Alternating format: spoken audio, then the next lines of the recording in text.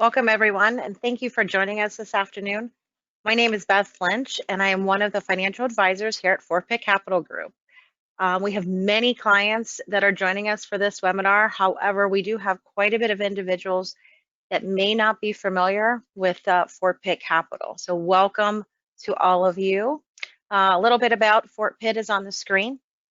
We really pride ourselves in bringing timely information to our clients, whether it's through our webinars, our newsletters, or even our blogs. We help clients organize their financial lives, keeping them from making mistakes with their money and managing their portfolio so that they can achieve their goals. For those of you that don't know me, here's a little bit of information about myself.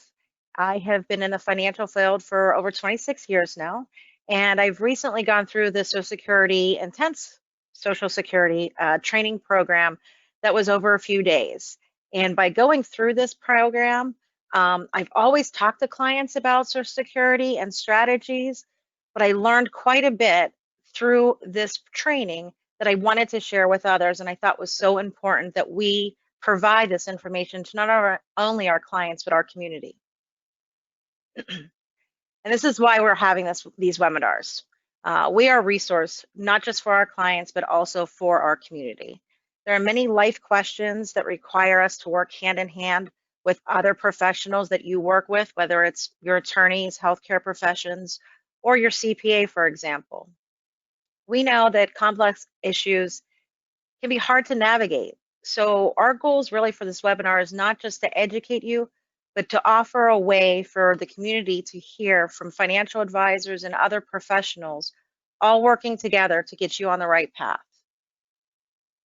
With that said, today we're going to talk about Social Security planning. In this presentation, we'll be focusing on basic rules and strategies so you can find out what you need to know. But because Social Security planning is so individualized, you may have questions about your personal situation. We welcome you to submit your questions in the chat. We should have time to get through some of them at the end. However, we have a lot of information in here that we want to get to, so we are going to hold those to the end. If I do not get to those questions, if you put them in the chat, we will put those together and get answers to those and get those sent out to all attendees.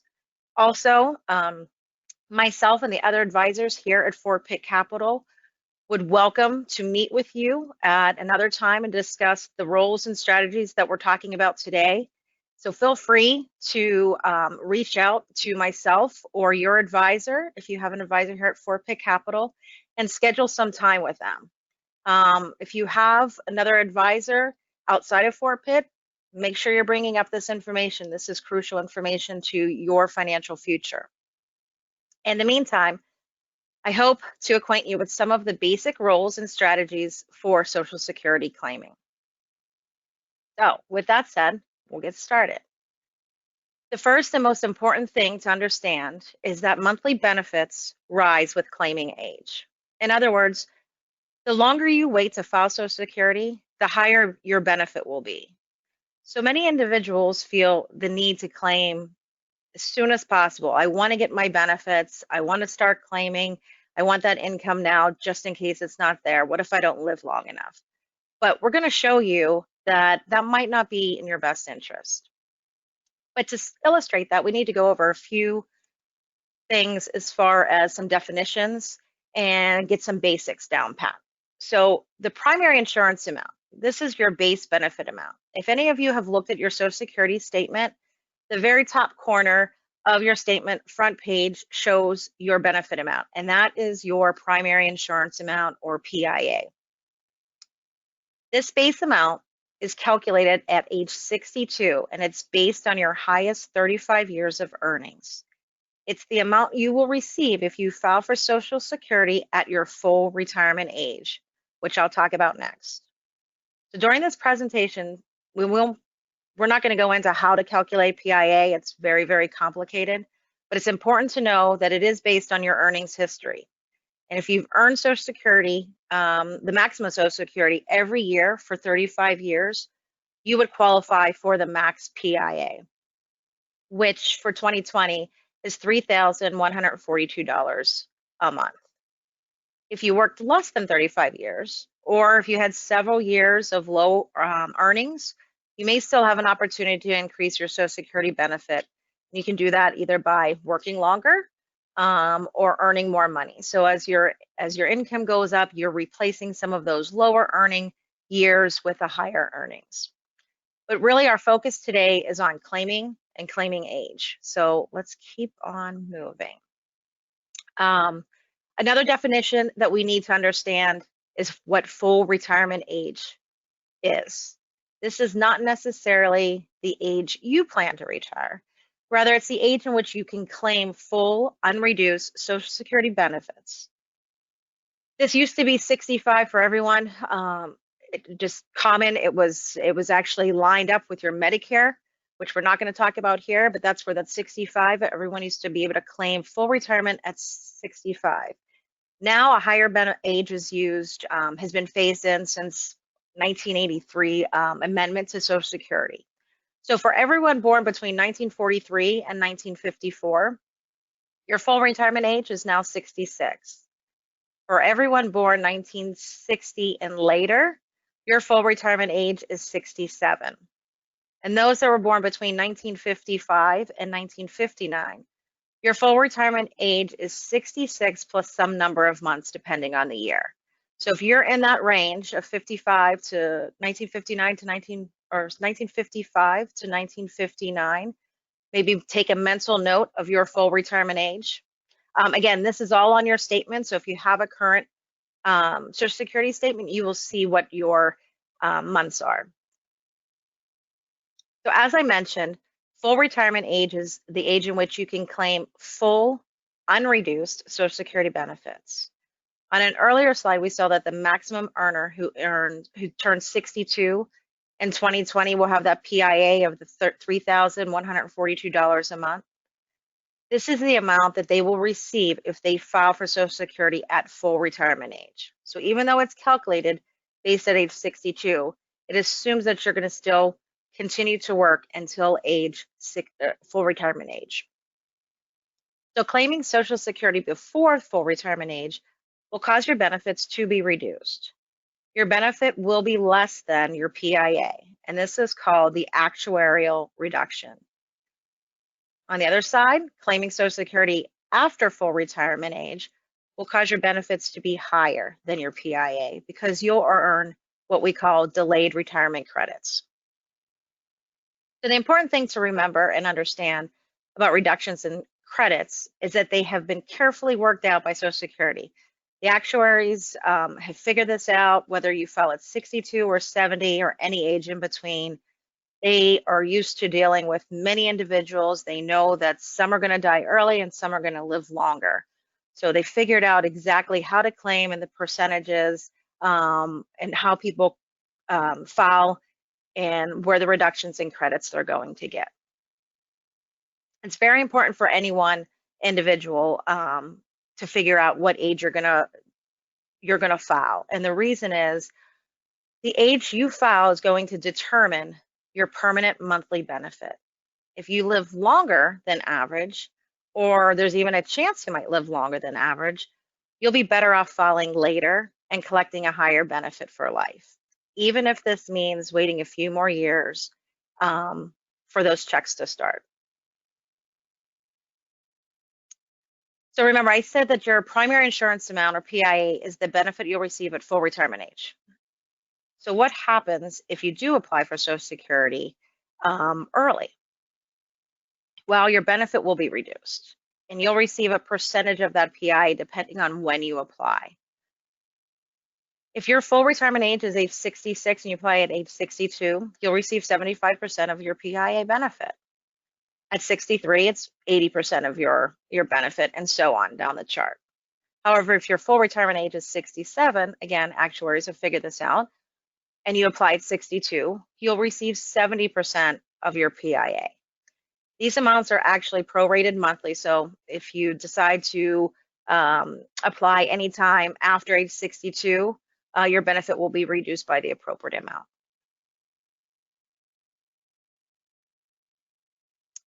If you apply for Social Security After full retirement age, you will earn those delayed credits of 8% for each year you delay. So if your full retirement age is 66 and you apply at 67, your benefit will be 108% of your primary insurance amount.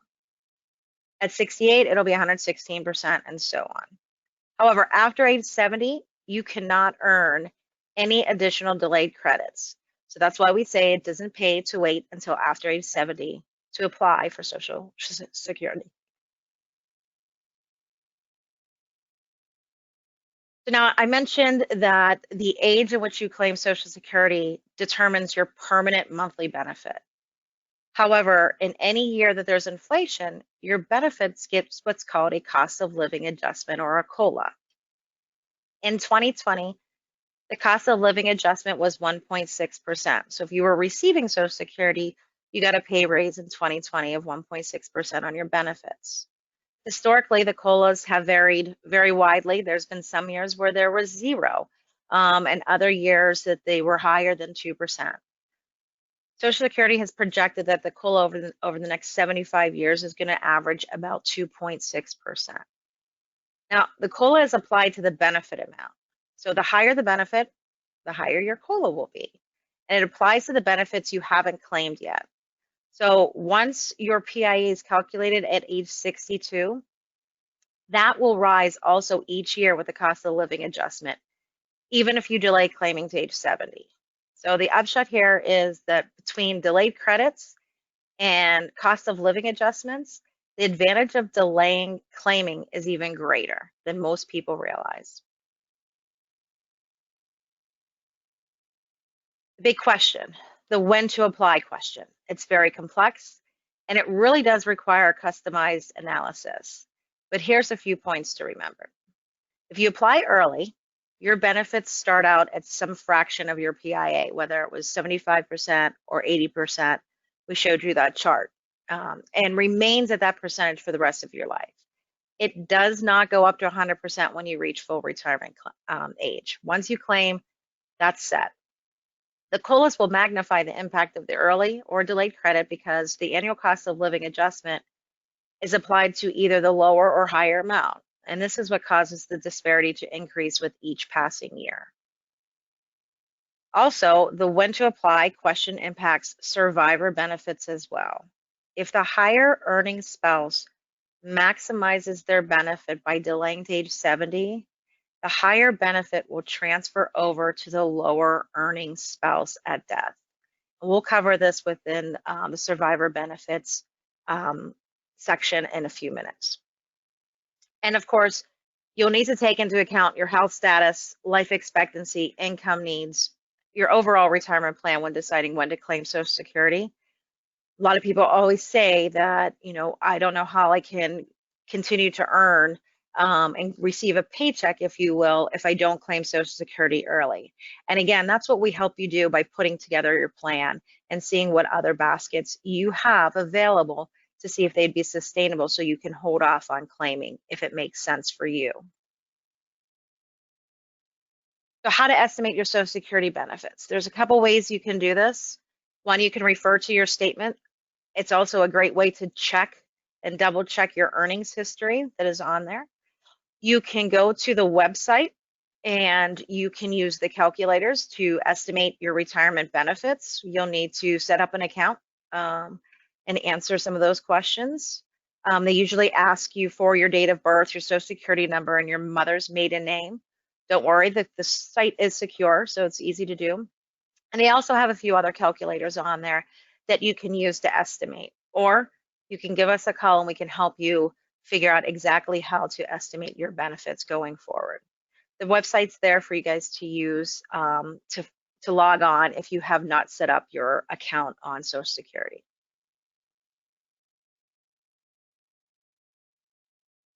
All right, basic rule number 2. Your spouse may be able to get a benefit based on your earnings record. This question comes up quite often. Before we discuss spousal rules, though, I'd like to make one quick clarification. As you may remember, way back in 1939, spousal benefits were created to give non-working spouses, usually wives, a small benefit based on their husband's work record. But Social Security is a gender-neutral program, so husbands may be able to claim on their claim spousal benefits also. And now that same-sex marriage is legal in all states, either spouse, regardless of gender, may be able to claim a spousal benefit. So there you go. Sometimes it does pay to be married. More importantly, in the age of the two-income families, spousal benefits may be paid even if both spouses work. So there's some exceptions there. So here's the rules for spousal benefits. The spousal benefit is equal to 50% of the worker's primary insurance amount if the spouse applies for it at full retirement age. The primary worker must have filed for benefits, just a rule. So in order for, let's use Jack and Jill here. So in order for Jill to claim a spousal benefit on Jack's work record, Jack must first file for his own Social Security benefits. This rule comes into play when we talk about claiming strategies, and it can trip up a lot of people if you're not careful. A spouse also must be at least 62 to file for that spousal benefit. Again, just another rule. If the spouse claims the spousal benefit at 62, that benefit will be reduced, as we'll see in a moment, for the life of receiving that benefit. Spousal benefits do not earn delayed credits after age 66, or actually full retirement age. The most a spouse can ever get is 50% of the other spouse's PIA. And again, I keep stressing spousal benefit because a lot of people get spousal benefits and survivor benefits mixed up. Remember, these are spousal benefits and not survivor benefits. We'll talk about survivor benefits shortly. And finally, for the most part, you can get a spousal benefit if it's greater than the benefit available on your own record. So that is, if 50% of your spouse's PIA is higher than your own PIA, then you can receive a spousal payment. There is an exception here, but it's kind of complicated, and we'll circle back to that in a few minutes. But let's talk about how the benefits are calculated. Give an example here of calculating Jack and Jill. So for the spousal benefit, like I said, is 50% of the worker's PIA. So if Jill applies for her benefits at her full retirement age, and Jack's PIA is 2,000, Jill's is currently 800. When she applies at her full retirement age, her benefit will be equal to 50% of Jack's PIA, or $1,000, as opposed to her 800. So this is 200 more in benefits to her based on her own work record. So it does pay to wait for that full retirement age to get that increase. But what if Jill has more than half of the spouse's PIA? In this case, she will not receive a spousal benefit.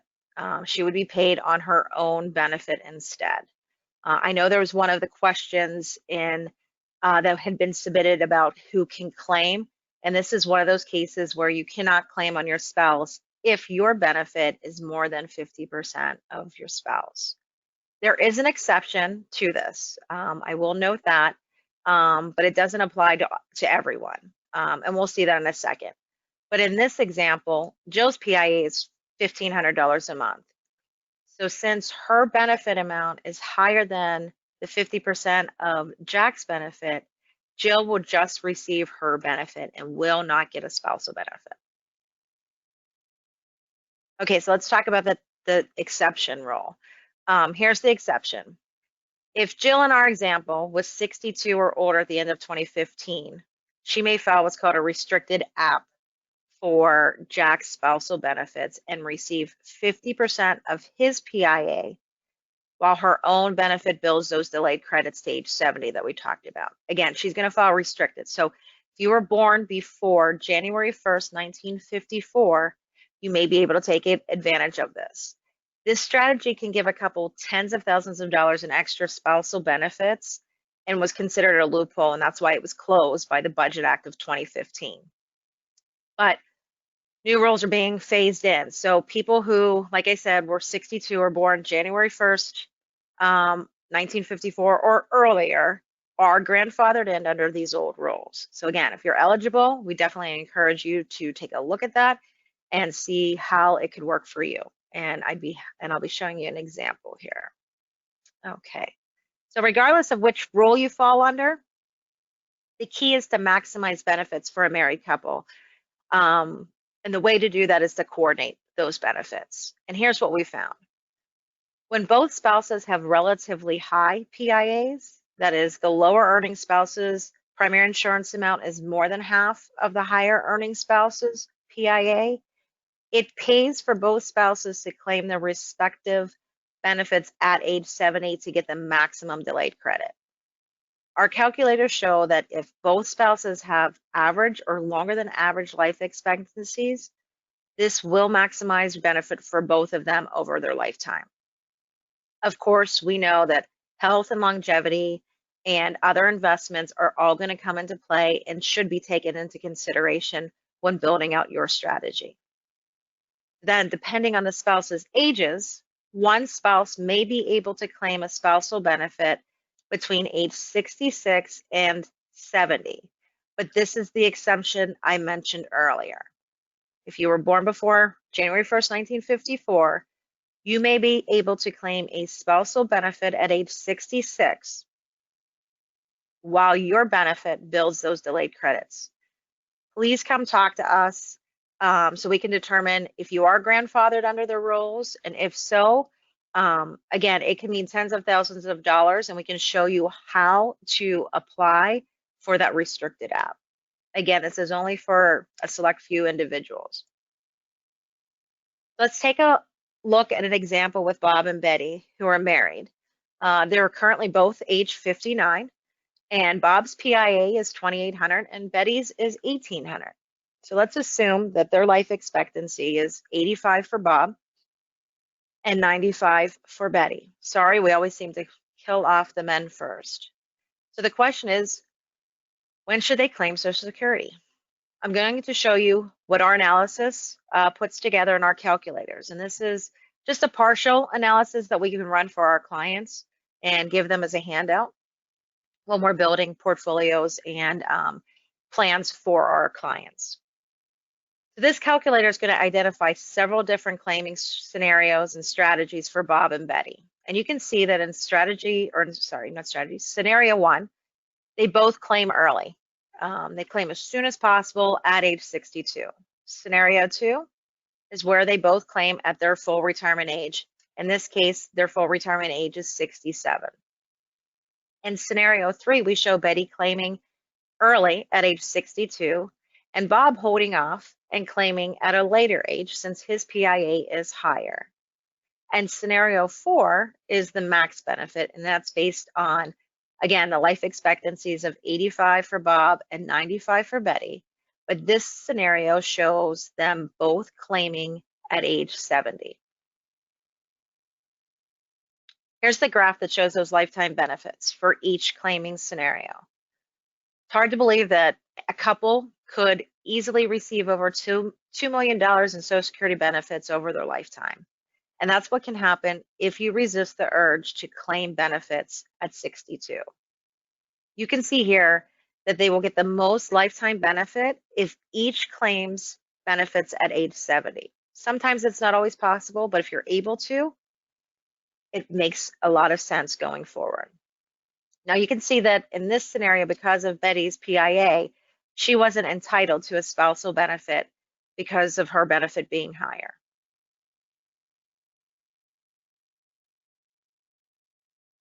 But let's say Bob passes away at age 85. Betty will now be entitled to a survivor benefit. And this chart shows the first year survivor benefit for the longer lived spouse, in this case, Betty. When Bob dies at age 60 or at age 85, she will step into his benefit and her survivor benefit as her survivor benefits. Her benefit will then stop. So remember, when one spouse dies, you're losing one of those incomes, and you'll go down to claiming only one benefit. Some individuals think they're going to get two benefits, a surviving and their own, but this is not the case.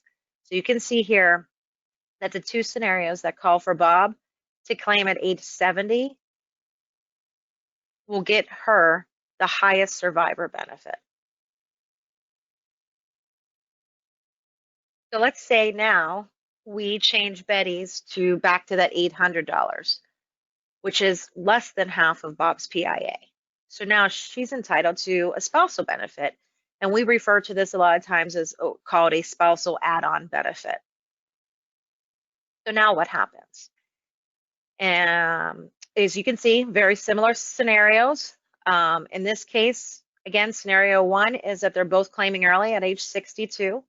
Scenario two is still them both claiming at full retirement age. 3, again, is Betty claiming early and Bob waiting to age 70. But the maximum benefit this time in scenario 4, because of Betty's PIA, has Betty claiming her benefit at her full retirement age, and then Bob claiming at age 70. Again, the last one was both of them claiming at age 70. So her benefit is actually a combination of her own benefit and a spousal add-on to give her a total benefit of $1,400, which is half of Bob's PIA. So because spousal benefits don't build delayed credits, Betty will max out her benefit by claiming at full retirement age. So she won't get any more by waiting until age 70. So this graph looks similar to the first example, but the total amounts are a bit lower because of Betty's PIA being lower. But you can see that at a glance, looking at the claiming strategies, which one provides the most lifetime benefits. You can also see how close they are. For example, scenario 3, where Betty claims her benefit age 62, is very close to scenario 4, where she waits 5 more years and claims at full retirement age. So she might want to go ahead and start her benefit at age 62. And these are the things that we would look at for you to determine if this makes sense. But the important thing is for the higher earning spouse to hold off as long as possible and possibly to age 70, because this is what really maxes out the higher benefit for Bob while he's alive and allows Betty to claim that benefit after he passes, to give her a higher survivor benefit than him claiming early. Total benefits will depend on life expectancy assumptions. So here we used 85 and 95, but we can always change that to illustrate different ages. I know a few of you are thinking, if I retire, where will my income come from if I hold off on claiming Social Security? And I know I've said it a few times here, but that's part of what we do for our clients. We're making sure we have a plan for every client to demonstrate the effects of these claiming strategies at different ages and at different life expectancies. And we take a look at your total portfolio to see if it makes sense to make withdrawals from your investments while earning those delayed credits, or if it makes more sense to take Social Security at full retirement or earlier based on your portfolio. Okay, moving on to basic rule number 3, which deals with divorced individuals. So divorced individuals may be able to get spousal benefits based on an ex-spouse's record. So we all probably know someone who's divorced, who is getting divorced, or maybe you're the one that is divorced. The rules for divorcees are pretty similar to those of married couples, but there are a few restrictions. So let's go through some of those, the rules. A person can receive Social Security based on an ex-spouse's work record, provided that the marriage lasted at least 10 years, and the divorced person claiming the benefit is currently unmarried. Again, 10 years of marriage and currently unmarried. These are the 2 key rules, and it doesn't matter when the marriage or divorce took place. If the marriage lasted at least 10 years, even if the divorce occurred a long time ago, a divorced person may be able to claim Social Security based on the ex-spouse's work record. And I say may because it depends on PIAs. It's very similar to those spousal. So the person claiming the benefit must be currently unmarried, as I stated. You could have had 2 or 3 marriages after the first one, but as long as those other marriages ended and you're currently unmarried, you can claim a divorced spouse benefit. If you have more than one ex-spouse in your past, and as long as those marriages lasted at least 10 years or more, you can choose which spouse's record you want to claim on. The order of the marriages and divorces does not matter.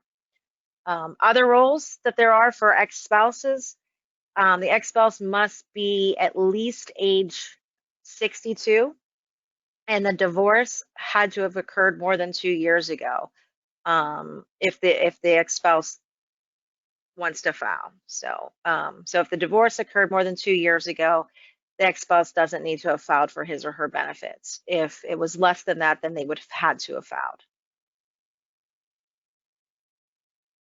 Okay, a few more things to note about divorced spouse benefits.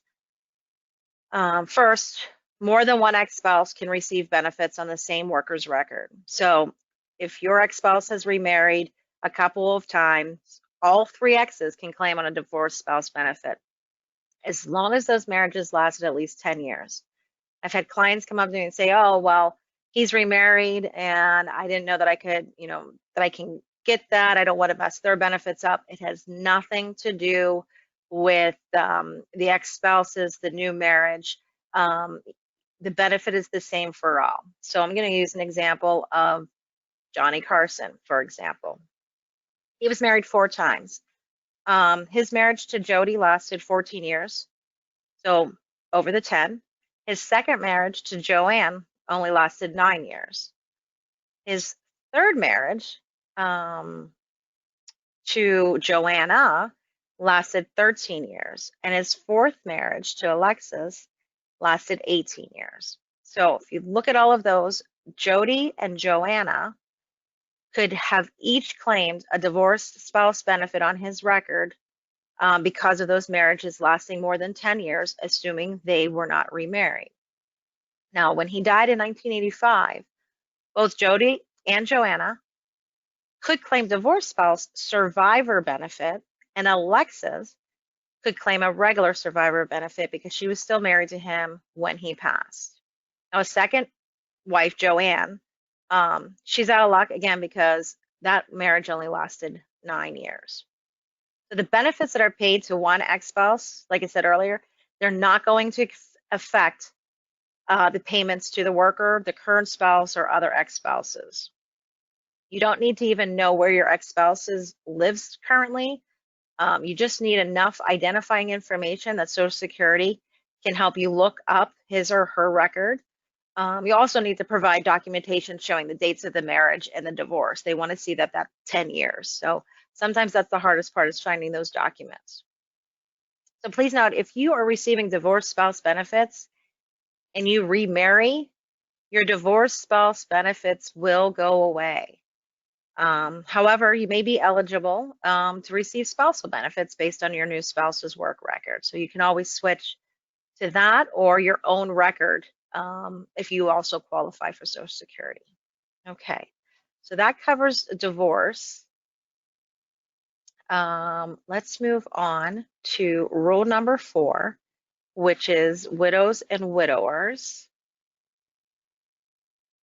And this is where it gets a little bit more complicated, which is the survivor benefits. And we'll try not to get too lost in the weeds, but survivor benefit planning is essential.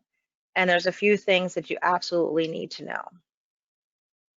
Okay, so in order to claim for, or in order for a survivor spouse to receive a survivor benefit, the marriage must have lasted at least 9 months. Of course, there's an exception if there's an accident.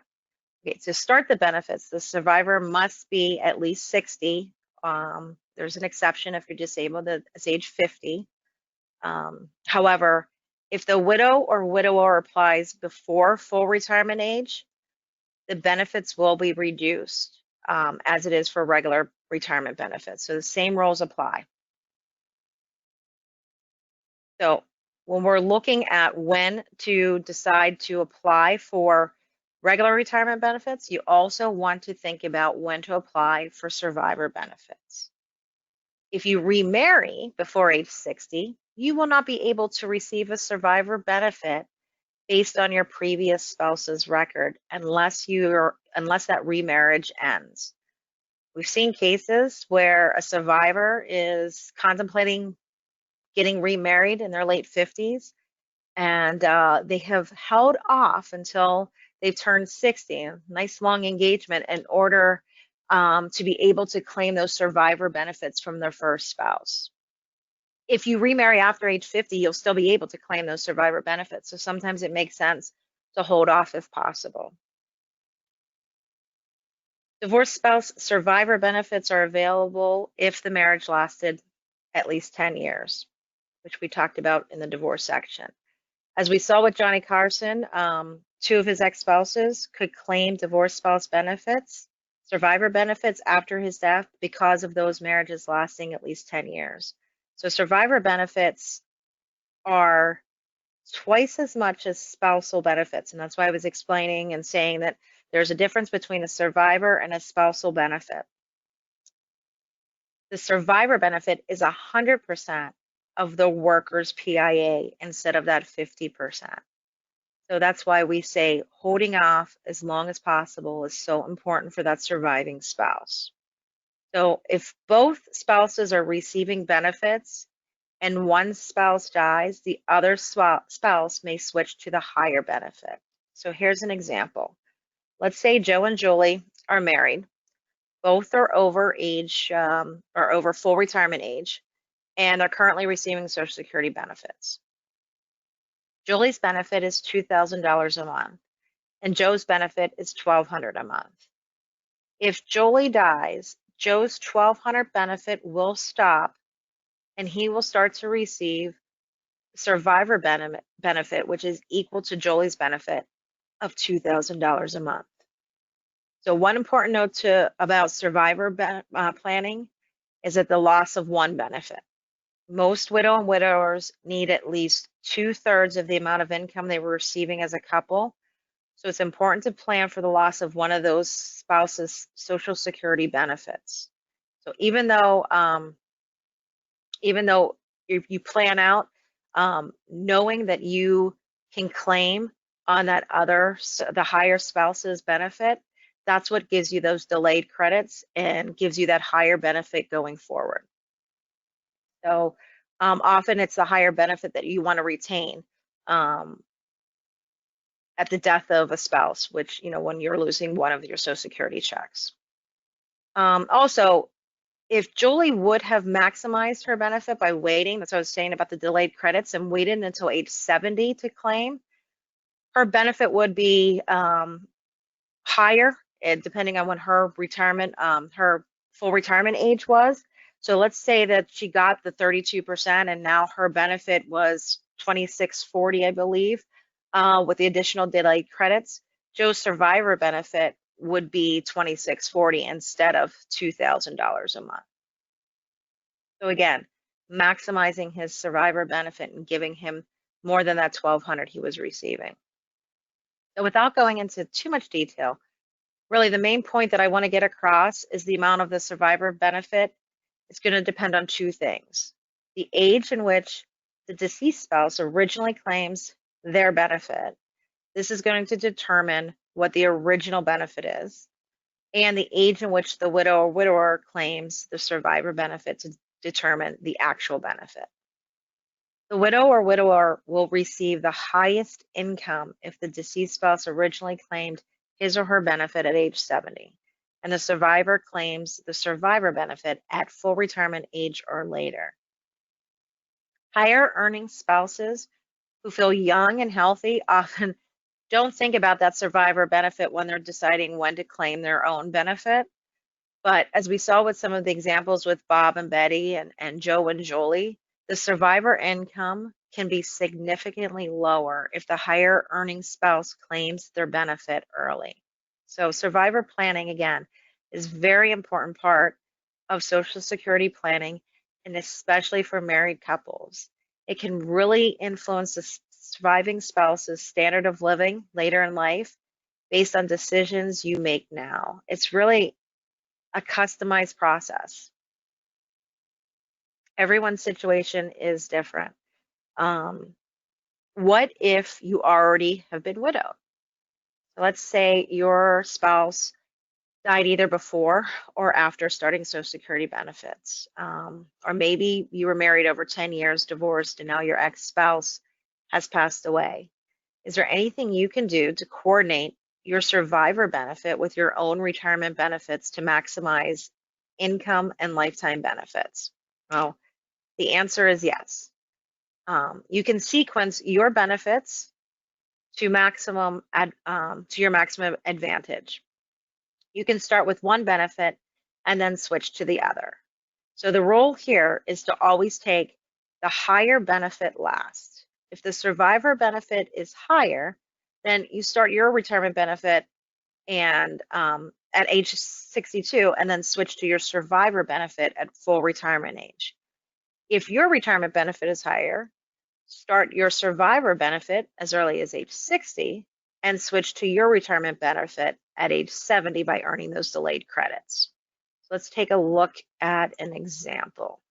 We're going to look at widow Wanda. She's 60 years old now, so she's able to claim survivor benefits. She has a PIA of $1,200, and her husband passed away before claiming his Social Security, and his PIA was $2,600. So there's two things Wanda can do, scenario one and scenario two. One, she can resist the temptation to start her reduced survivor benefit at age 60 and hold out for the maximum by applying for it at age 66, which is her full retirement age. When she turns 62, she can start her own reduced benefit, retirement benefit. And then when she turns 66, she can switch to survivor benefit. Or she can go ahead and start those survivor benefits now at age 60. This might be the natural choice because survivor benefit is higher and she wants some income right away. But what you may not realize is that by claiming that survivor benefit now, it will permanently be reduced for life. So instead of receiving $2,600 because of taking it early, Wanda would receive $1,859 a month.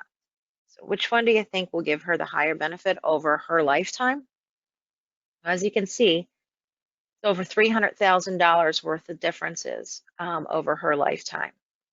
So Wanda would receive more lifetime benefits if she can wait those 2 years and claim on her own benefit at age 62 and then switch to her maximum survivor benefit at 66. Again, survivor benefits aren't going to earn those delayed credits. So that's why you want to max out and start taking it right at full retirement age.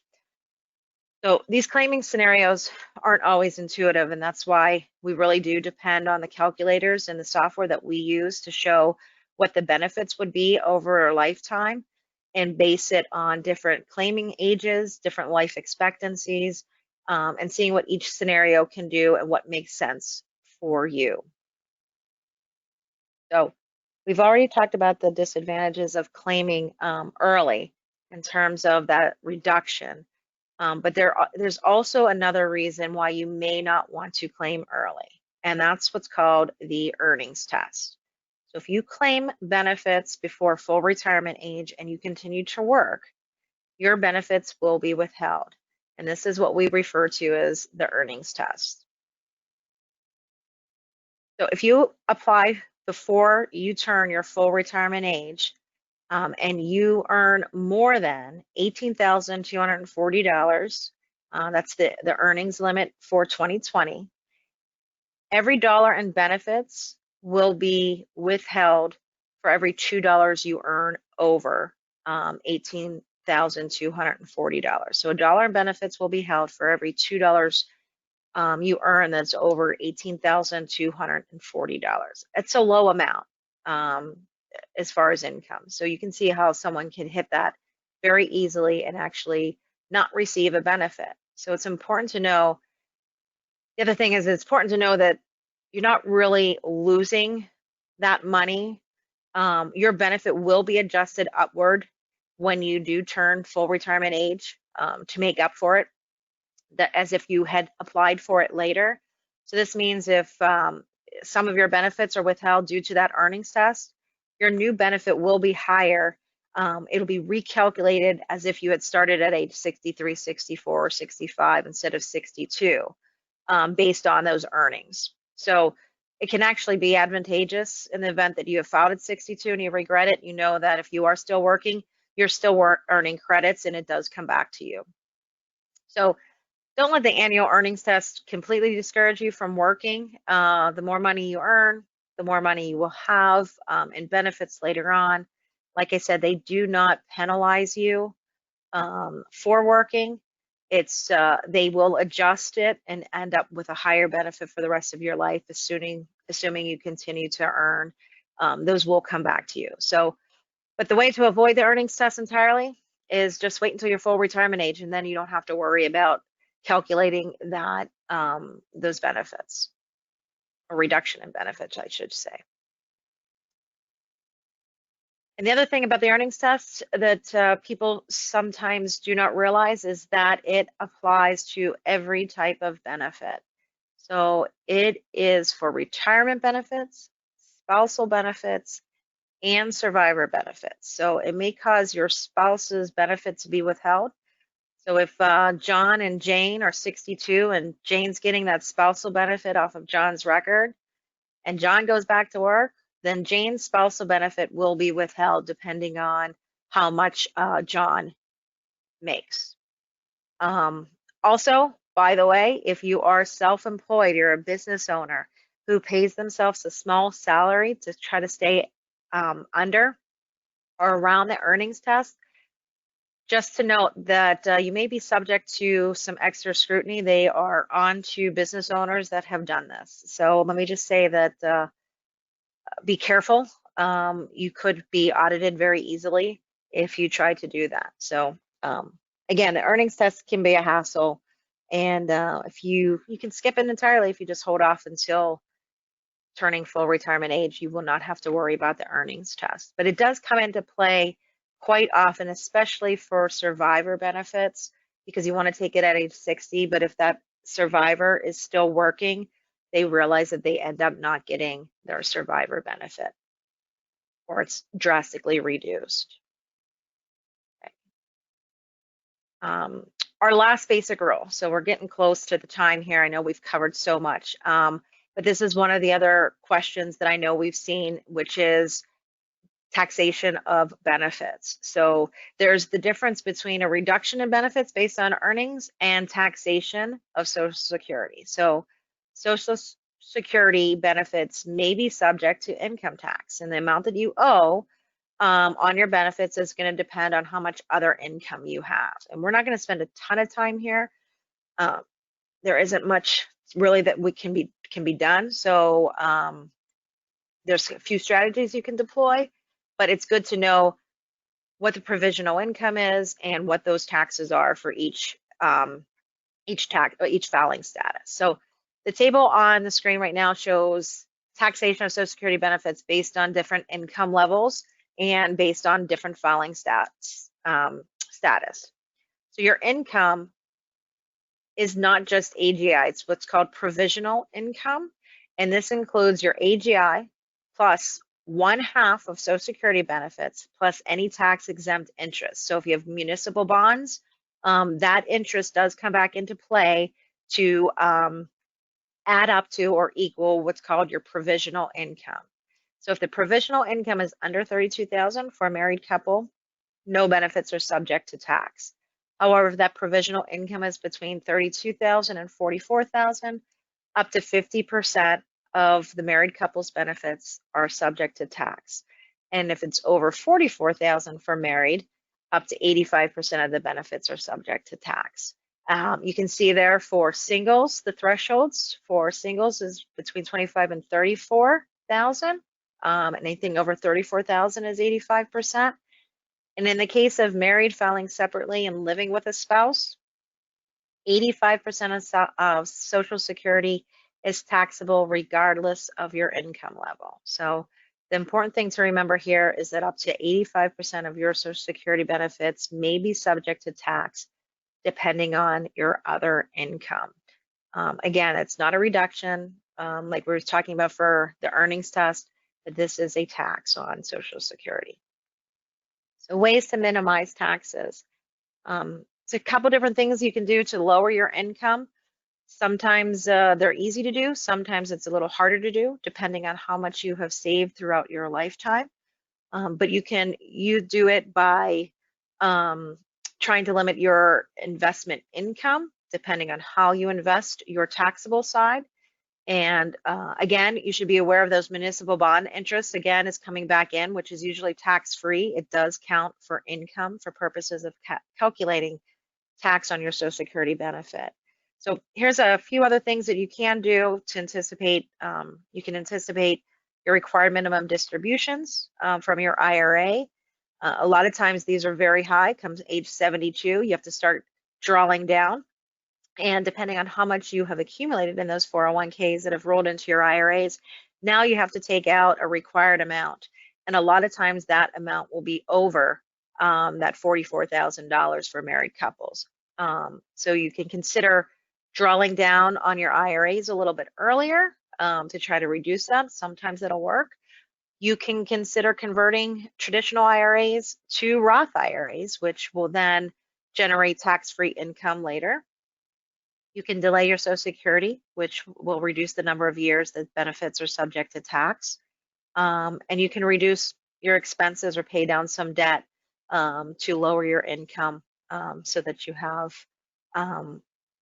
less chance of taxing. The numbers are very low. So the taxable number is pretty low. So most individuals do have their Social Security taxed. We try to manage your taxes throughout retirement, not just through the first few years, but throughout your retirement. You should definitely consult your tax advisor to talk about your individual situation to see what you can do in order to reduce your income so that you can maybe reduce your Social Security, but that's sometimes a very difficult thing to do. So I'm sure you guys have a lot of questions. I know I've covered a lot and we have probably about 10 more minutes here. I apologize, I know I went pretty long, but we're here to help. And I know that we've covered a lot and I hope that we've answered a lot of the questions that individuals posted.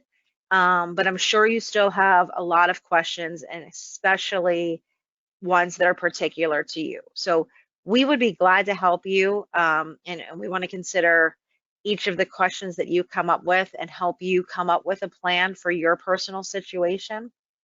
So, what you can do next is you can give us a call.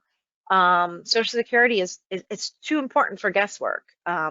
One of the problems I see frequently is people tend to take advice from others. They take it from Aunt Sally or your neighbor Bob instead of the professionals. They hear, oh, I claim Social Security, you have to start taking it. It's not going to be there. Well, let us help you protect your nest egg and maximize your income in retirement. It's way too important for you not to talk about and look at the strategies. This is something that will affect not only you, but your spouse. So I want to thank you all for attending today. I think Brad's going to come on and see if there's a few questions. I know we have some time left. However, like I said, any of the questions that we don't get to, we will mark those down and answer those and get those out to you with answers. And I'm going to show you, put up some of our upcoming webinars as we go through those questions. Brad is also an advisor here at Fort Pitt Capital Financial Advisor. And Brad, are you on the line with their question? I am, Beth. Oh, there you are. So just a couple of general questions that might pertain to the group. One comment was the analysis, and I think way back at the beginning of the presentation where you were showing the 4 different scenarios. Sure. I believe they're referring to that and asking that they weren't under the impression it took into account the effect of diminishing your savings or your investment accounts by claiming late, and wanted to know if you could discuss that. Sure, sure, and that's absolutely true. So that is one of the really important parts of putting together plans and running the scenario. So yes, the analysis just shows lifetime nominal benefits, and does not take into consideration what's going on in your investments. And it is very important because some of you have saved a ton in what we call qualified money, so tax deferred. Others have some taxable buckets to take from. And so depending on, and I'll say quote unquote, buckets of money that you have, it may or may not make sense. So you definitely have to take into consideration those other investments, because you don't want to draw down so far that you don't have anything to leave for your survivors, or for long-term care if it's needed at some point. So we take that into effect when we're running our plans. This is a tool for you to see what those lifetime benefits can be for your spouse, but this needs to be combined with your retirement plan and how we would draw down assets from your portfolio. And everyone's situation is different because it depends on how much you need per month. Will Social Security cover it? What's the drawdown from your investments? Is it more than 4%? That it would be a stress on your portfolio, so it might make sense to take Social Security and not have to withdraw down as much. If it's less than 4% and you're earning 8% on those delayeds, that's where it can make a lot of sense. But if you're paying additional taxes because all of your portfolio is in your IRAs, that has to come into consideration. So not sure, Brett, if I've answered it, but I know, I mean, there's a ton of different strategies, and for that individual, it would be really important for us to take a look at what you have saved, what your expenses are, what you think you're going to need in retirement, and run an analysis of the best way to claim Social Security for you. Makes sense. And there That was one answer? other question that seemed to be a little bit more general that was inquiring that what would occur if your spouse was getting half of your PIA and then they passed away, will that have any bearing on the benefits you would receive?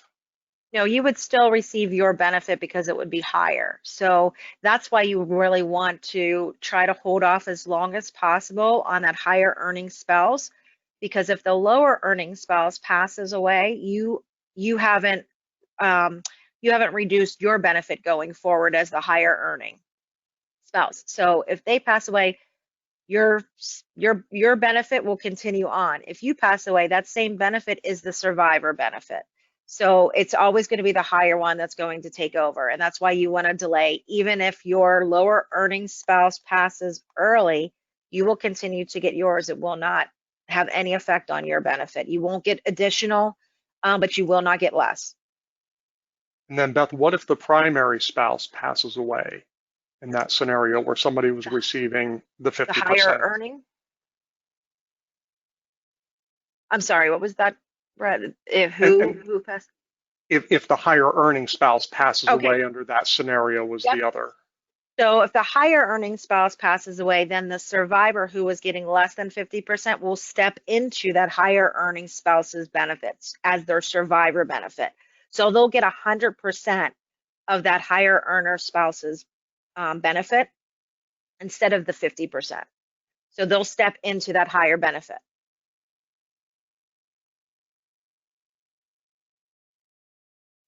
Makes sense. And with us hitting about 1:30 here, I think that's all we'll have time to touch on. We want to thank everyone for attending. I know this was a lot of information. I do have my contact information up there. If you have an advisor here at Fort Pitt, please contact them. They can help answer a lot of these questions and run the scenarios. Or if you know someone who's attended, who works with the Fort Pitt Capital Financial Advisor, please get into contact. If you don't and you want to find out more, please feel free to email me, go to our website, or give me a call. My direct dial and our 800 number is on the screen right now. So thank you guys all for attending. I hope you all found it informative, and Hopefully it answered all of your questions. Again, we will get out the answers to the other questions that were asked. Thank you and have a great day.